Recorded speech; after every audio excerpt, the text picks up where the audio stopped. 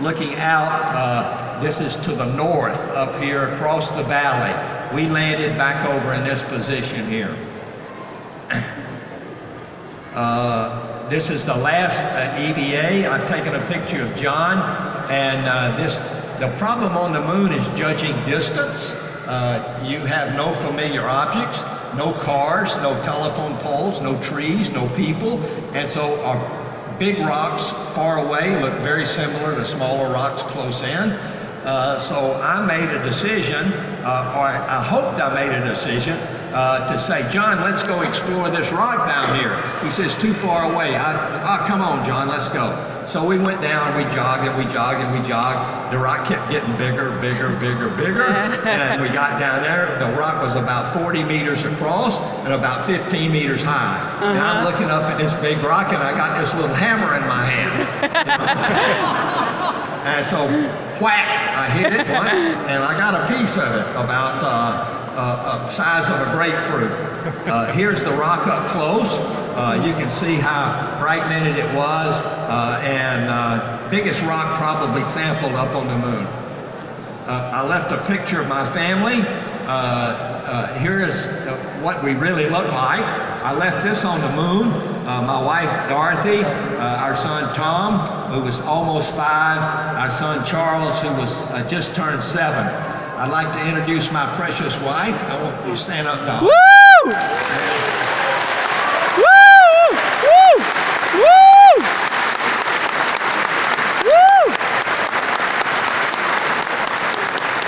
She, like every other wife, kept the home fires burning. We trained in Florida, but we lived in Houston. So thankfully, we had wives that took over the load, if you will, and ran the family while we were getting ready to go to the moon. I will just go through these quickly. This one here is our last excursion. We're going back to the lunar module, and there was a nursery rhyme, home again, jiggity jig.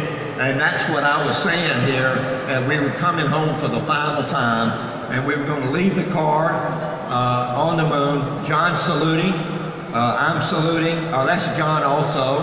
You'll notice he's off the moon here in a little jump, about a half a meter. Again, up on Stone Mountain, here we go. We left the car up on the moon, so it was watched us leave the moon. Again, a command module. You've seen similar situations here. There we are, final stages of rendezvous. Splashdown. Another one is a great picture here. The aircraft carrier over here at Ticonderoga. We are here. We had no quarantine. A helicopter's coming to pick us up. And the most amazing thing about this is we started at over 26,000 miles an hour when we hit the atmosphere. And that spacecraft guided us within a couple of kilometers of our landing spot. So it was very, very accurate, even though our computer had 80K memory. Think about that, 80K memory. Okay, we're going to press on here. Here we are, glad to be back, and welcomed by the captain of the ship. Again, a summary. Can we start the film? I have a short film that I want to show you. Our liftoff. Let me get out of the way here. I will narrate the film. And it starts at liftoff, and I will describe the ignition sequence starts 8 seconds before liftoff. They make sure all 5 engines are running right, then they release it. It's held down by 4 big clamps, 2 you can see, and we started to move. The white stuff falling away is ice. We had 2 tons of ice on the side of the vehicle from the coal fuel that we had on board. So the atmosphere just attached itself, but within a couple of seconds, the vibration shook it all off. And so we started the ascent, we were accelerating fairly rapidly, and so this first stage on most of the flights lasted about 2 minutes and 40 seconds. Our ignition and first stage was 2 minutes and 2 minutes and 41 seconds. It took us to an altitude of about 50 kilometers, about 12,000 kilometers per hour velocity. First stage is from here down, and as you get higher, of course, the atmosphere. Dear Charlie Duke, this video is a video to say thank you to you and your wife Dorothy. Thank you that you came to Spire and told us a little bit about your adventures on the moon. Yeah, I was there while you held the speech. With my father. It was a father-daughter event.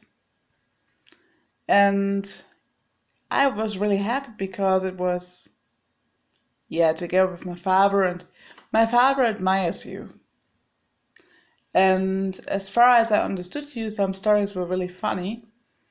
What I understood was the story about this big rock, which seemed in the distance so small. And when you came and you were closer and closer to the rock became bigger and bigger. And you were there with your little hammer in your hand. It was so funny. I didn't understand everything because, you are a native speaker and I am just someone who speaks English because it's her hobby. So I'm not so good in English that I could understand all the words you said.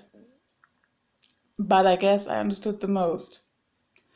And I want to say thank you that you said you are thankful to the Lord that He protected you when you fell on your back on the moon.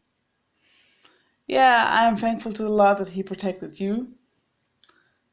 And I'm thankful to you that you said that you are thankful to the Lord. Because it's necessary for the people to hear that it was not a kind of, I guess you say, coincidence that you stayed alive.